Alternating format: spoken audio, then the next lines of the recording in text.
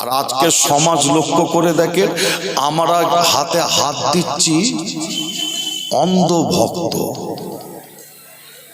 আছে না? না, অন্ধভক্ত নাই, অন্ধভক্ত কানা, চোখে দেখতে পাই না, কানা।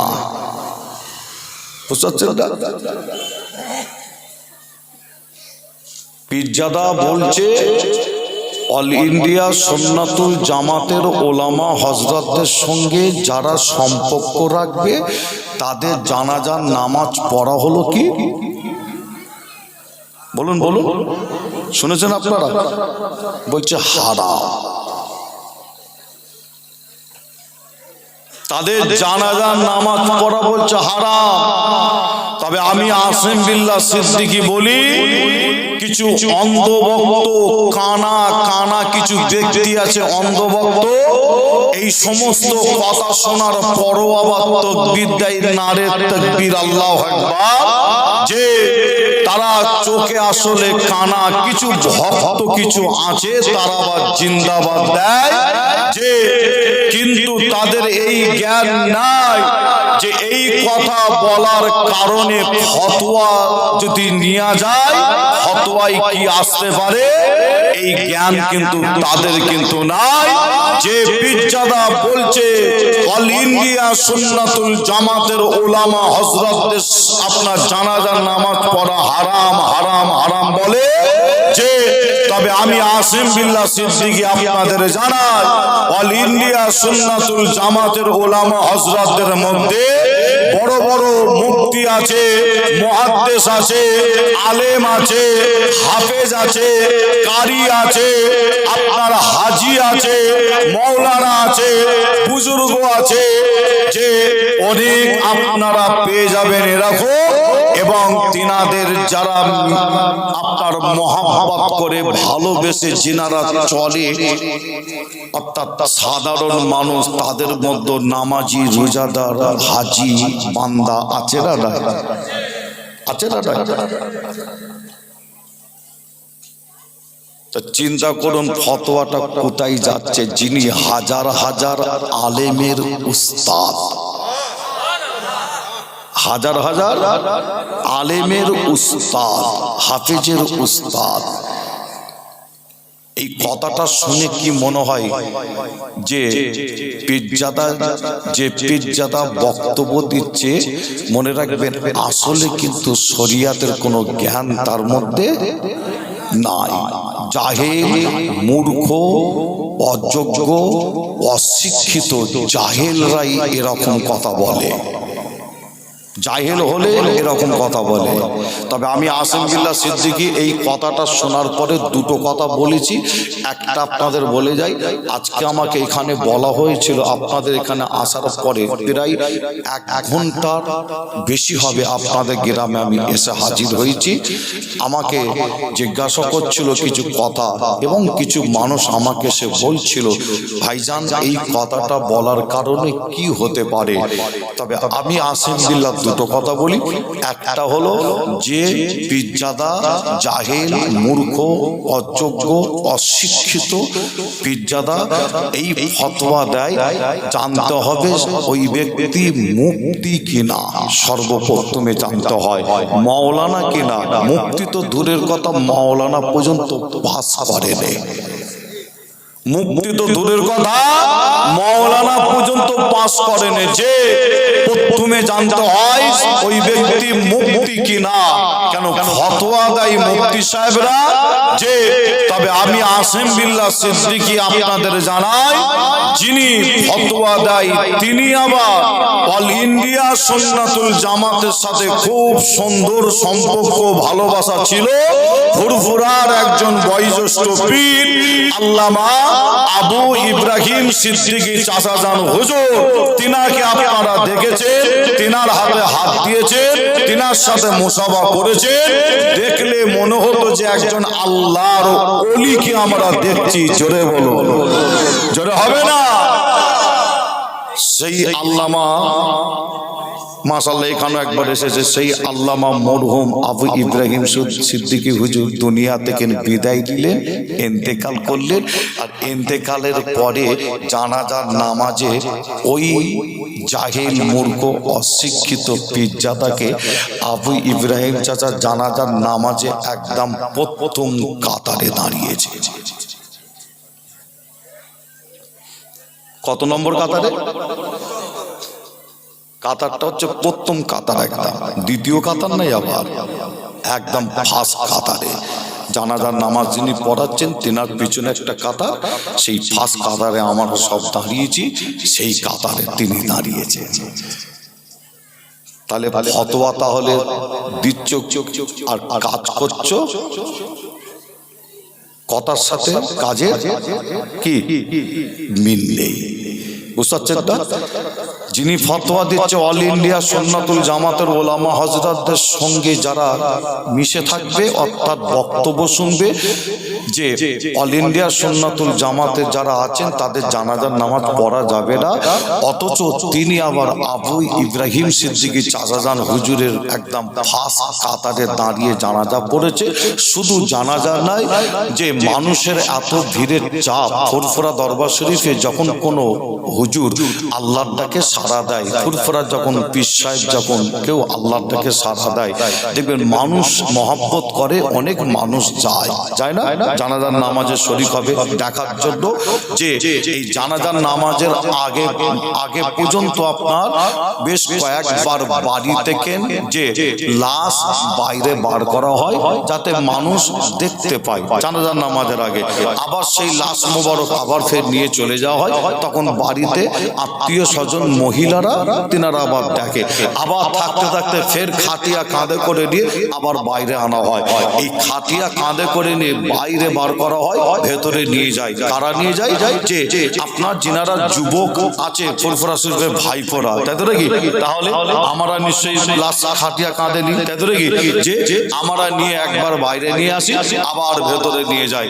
যে ওই আপনার যিনি ফতোয়া দিচ্ছে ওই পীরজাদা, যে তিনি আবু ইব্রাহিম চাচাজানের খাটিয়া কতবার কাঁধে নিয়েছে তার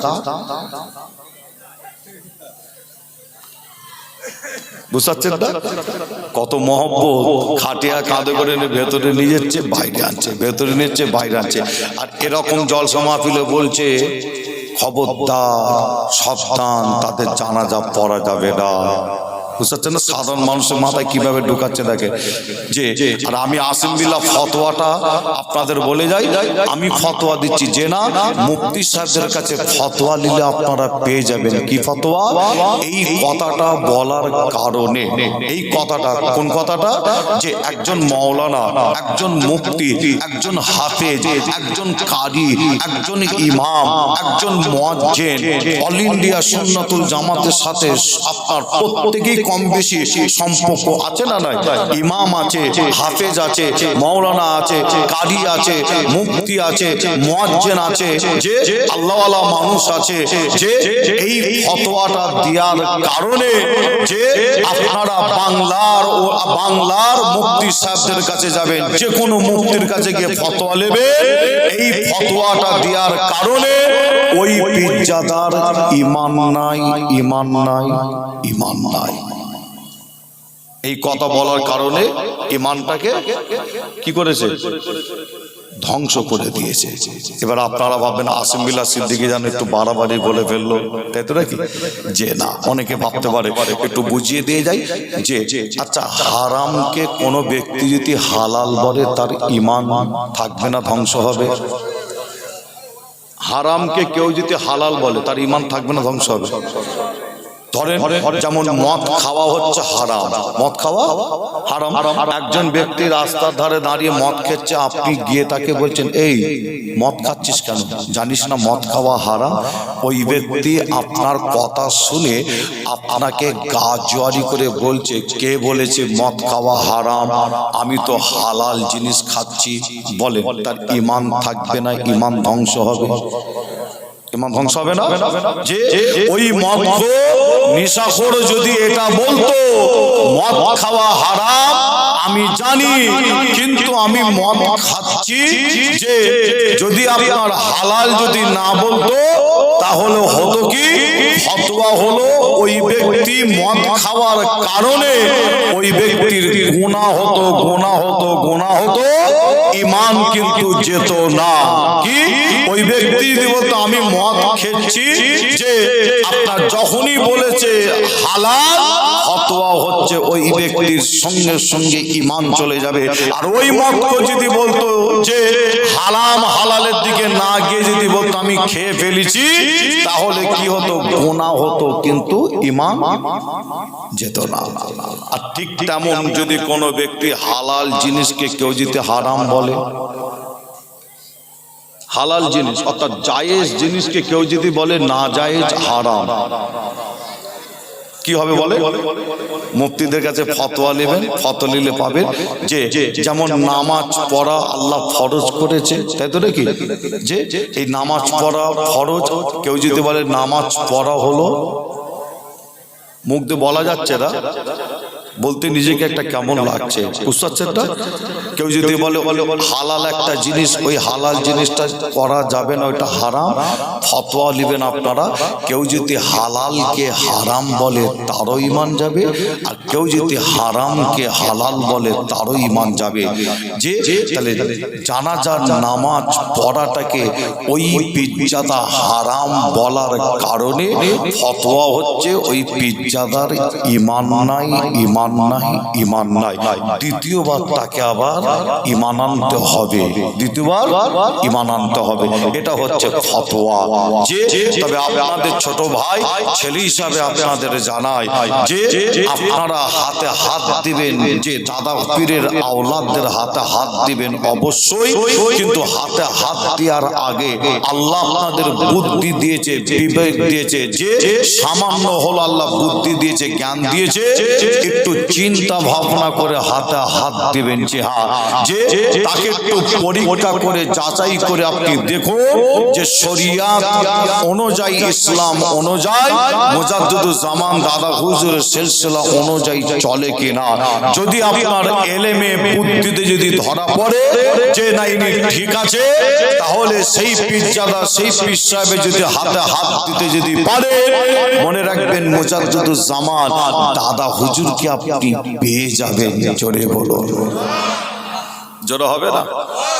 মুসলমানের ঘরে ছেলে মেয়েরা, পাড়া তরুণেরা, আয়া মানব জবান যুবকেরা, পর্দার অন্তরালে মা বোনেরা, আমার নবী প্রেমিকেরা, তাই আপনাদের জানিয়ে দে যায়, বাংলাদেশের জমিনে বাড়ি ছিল সিনান্নার প্রতাপ চন্দ্র সেন নাম ছিল। আমার আপনার ধর্মের ঘরে ছেলে ছিল না, অন্য ধর্মের ঘরে ছেলে ছিল, লাখপতি ঘরের সন্তান ছিল। এই যুবকেরা নাম ছিল প্রতাপ চন্দ্র সেন, কিন্তু আপনাদের জানিয়ে দিয়ে যায় আল্লাহকে আল্লাহ বলে, নবীকে নবী বলে ঈমান এনে কলমা পড়ে মুসলমান হয়ে গিয়েছিল। নবী প্রেমিকেরা, ফুরফুরা পীর আবু বকর মুজাদ্দিদুজ্জামান দাদা হুজুরের হাতে হাত দিলে, এই হাতে হাত দেওয়ার পরে তিনার নাম হলো সুফি আব্দুল মুমিন নাম হয়ে গিয়েছিল। আরো জোরে বলুন সুবহানাল্লাহ। নবী প্রেমিকেরা নাম ছিল প্রতাপ চন্দ্র সেন, নাম হলো সুফি আব্দুল মুমিন। দাদা হুজুরের হাতে হাত দেওয়ার পরে আমার আপনার পীর তিনাকে বলেছিল, যাও চলে যাও, জঙ্গলে চলে যাও, আব্দুল মুমিন জঙ্গলে চলে যাও। ওই সময় সুফি আব্দুল মুমিন সাহেব হুজুর তিনি জঙ্গলে চলে গিয়েছিল। দাদা হুজুর বলেছিল, জঙ্গলে গিয়ে আল্লাহর ইবাদত করো, নামাজ পড়ো, রোজা রাখো। আমার পীর মুজাদ্দিদুজ্জামান দাদা হুজুর পীর কেবলা রাহমাতুল্লাহ আলাইহির এই কথাটা শুনে সুফি আব্দুল মুমিন সাহেব হুজুর গভীর জঙ্গলে প্রবেশ করেছিল, জঙ্গলের ভেতরে গিয়েছিল। যুবকেরা, ইতিহাস ইতিহাস সাক্ষী দেয় ওই জঙ্গলের ভেতরে একদিন নাই দুদিন না কিছু কম বেশি 22 বছর আল্লাহ ইবাদত তিনি করেছিলেন। এই 22টা বছর ইবাদত করার পরে তিনি জঙ্গল থেকে বার হয়ে ফুরফুরা দরবার শরীফে আসে, পীরের সাথে দেখা করবে এই না মনে করে যখন ফুরফুরা দরবার শরীফে যখন এসে হাজির হয় ওই সময় মুফতি আজম মেজলা হুজুর পীর কেবলার সাথে দেখা হয়ে গেল। যুবকেরা এই কথাটা বলে গেছেন কে? মুফতি আজম মেজলা হুজুর পীর কেবলা তিনি নিজের জবানে বলে গেছে, আমি যখন বাইরে বার হলাম আমার সাথে দেখা হয়ে গেল আমার আব্বা জানের মোড়ে সুফি আব্দুল মুমিন সাহেবের সাথে দেখা হয়ে গেল। যুবকেরা সুফি আব্দুল মুমিন সাহেব হুজুর মুফতি আজম মেজলা হুজুরকে সালাম দিয়েছিল, মুফতি আজম মেজলা হুজুর সালামের জবাব দিয়েছিল। সুফি আব্দুল মুমিন সাহেব হুজুর ওই সময় মুফতি আজম মেজলা হুজুরকে বলতে লাগে, মেজো ভাই মেজো ভাই আমি আপনার আব্বা জানের মুরিদ, আমি আপনার আব্বা জানের মুরিদ, আমি জঙ্গলে গিয়েছিলাম আল্লাহকে রাজি খুশি করার জন্য 22 বছর আল্লাহর ইবাদত করেছি মেজো ভাই। আমি যখন জঙ্গলের ভেতরে প্রথম যখন প্রবেশ করি আপনার আব্বা জানের অর্ডার নিয়ে হুকুম নিয়ে জঙ্গলের ভেতরে যখন প্রথম প্রবেশ করি আমি লক্ষ্য করে দেখলাম গভীর জঙ্গল থেকে একটা বাঘ বার হয়ে আসে, কাল হা করে মেজো ভাই আমাকে খাবে বলে আসছিল। ওই সময় আমি করেছিলাম মেজো ভাই নিজের চোখটা বন্ধ করে আল্লাহর দিকে স্মরণ করেছিলাম, নবীর দিকে স্মরণ করেছিলাম, ফুরফুরা পীর মুজাদ্দিদুজ্জামান দাদা হুজুরের দিকে। যুবকেরা ওই সময় বলতে লাগে কি জানে মেজো ভাই আমি কিছুক্ষণ পরে চোখটা খুলে দেখলাম ওই বাঘটা আমার পাশে এসে বিড়ালের মতো বসে আছে।